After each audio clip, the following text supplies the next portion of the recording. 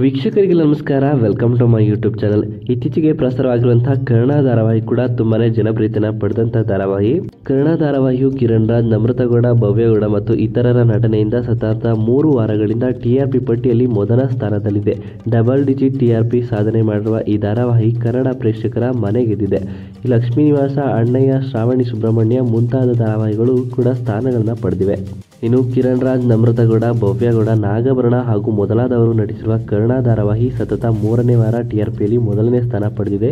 ಈ 3 ವಾರ ಈ ಧಾರಾವಾಹಿಗೆ ಡಬಲ್ ಡಿಜಿಟ್ ಟಿಆರ್ಪಿ ಸಿಕ್ಕಿದೆ ಅನ್ನೋದು ವಿಶೇಷ. ಈ ಧಾರಾವಾಹಿಯನ್ನು ಕನ್ನಡ ಜನತೆ ಒಪ್ಪಿದೆ, ಮೆಚ್ಚಿದೆ. ಇನ್ನು ಕರ್ಣ ಧಾರಾವಾಹಿ ಕತೆ ಯಾವ ರೀತಿಯಲ್ಲಿ ಸಾಗುತ್ತದೆ ಎಂಬುದನ್ನು ಇನ್ನು ಊಹಿಸೋಕೆ ಆಗುತ್ತಿಲ್ಲ. ಕರ್ಣನ ಪಾತ್ರದಲ್ಲಿರೋ ಕಿರಣ್ ರಾಜ್ ವೈದ್ಯನಾದರೆ, ನಿಧಿ ಪಾತ್ರದಲ್ಲಿ ಭವ್ಯಗೌಡ ವೈದ್ಯ ವಿದ್ಯಾರ್ಥಿನಿ ಪಾತ್ರದಲ್ಲಿದ್ದಾರೆ. ಇವರ ಮಧ್ಯೆ ಪ್ರೀತಿ ಮೂಡುತ್ತಿದೆ. ಆದರೆ ಧಾರಾವಾಹಿಯಲ್ಲಿ ಕಿರಣ್ ರಾಜ್ ವಿವಾಹ ಆಗೋದು ನಮ್ರತಗೌಡನ ಎನ್ನುವ ಊಹಾಪೋಹಗಳು ಪ್ರೇಕ್ಷಕರಲ್ಲಿ ಸದ್ದು ಮಾಡ್ತಾ ಇದೆ. ಸದ್ಯಕ್ಕೆ ಈ ಧಾರಾವಾಹಿ ಒಳ್ಳೆಯ ಟಿಆರ್ಪಿಯನ್ನು ಪಡೆದುಕೊಂಡಿದೆ. ಸತತ 3 ವಾರಗಳಿಂದ ಈ ಧಾರಾವಾಹಿ 10+ ಟಿಆರ್ಪಿಯನ್ನು ಪಡೆದುಕೊಳ್ಳುತ್ತಿದೆ. ಜನರು ಧಾರಾವಾಹಿಗೆ ಎಷ್ಟು ಪ್ರೀತಿ ತೋರಿಸುತ್ತಿದ್ದಾರೆ ಎಂಬುದು ಇದಕ್ಕೆ ಸಾಕ್ಷಿಯಾಗಿದೆ. ಈ ಧಾರಾವಾಹಿ ಮುಂದಿನ ದಿನಗಳಲ್ಲಿ ಮತ್ತಷ್ಟು ಒಳ್ಳೆಯ ರೇಟಿಂಗ್ ಪಡೆಯುವ ಸಾಧ್ಯತೆ ಇದೆ.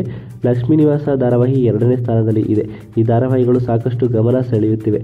ಈ ಧಾರಾವಾಹಿ ಕನ್ನಡಿಗರ ಮೆಚ್ಚುಗೆಯನ್ನು ಪಡೆದಿದೆ. ಈ ಮೊದಲು ಅನೇಕ ಬಾರಿ ಧಾರಾವಾಹಿ ಮೊದಲ ಸ್ಥಾನವನ್ನು ಪಡೆದುಕೊಂಡಿತ್ತು.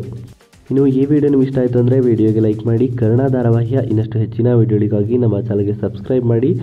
ಹಾಗೆಯೇ ಕರ್ಣ ಧಾರಾವಾಹಿಯಲ್ಲಿ ನಿಮ್ಮ ಫೇವರೇಟ್ ಆ್ಯಕ್ಟರ್ ಯಾರು ಅಂತಲೂ ಕೂಡ ನಿಮ್ಮ ಅನಿಸಿಕೆಯನ್ನು ಕಮೆಂಟ್ ಮೂಲಕ ಕಮೆಂಟ್ ಮಾಡಿ ತಿಳಿಸಿ.